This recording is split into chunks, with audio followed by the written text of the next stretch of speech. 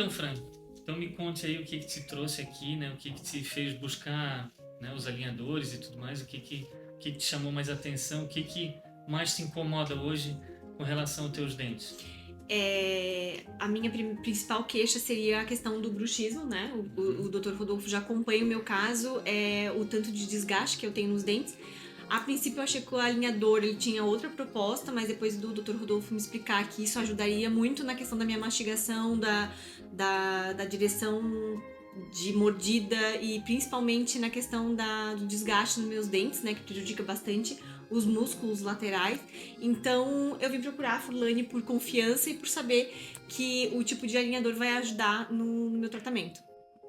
Ó, a plaquinha, na realidade, ele é um polímero, Uhum. aí que tu vai ver que tu consegue ver Ah, que mas ela foi como se fosse impressa, tá vendo? Tu entendi. consegue ver uma marca d'água como se fosse impressão 3D, ó. Uhum.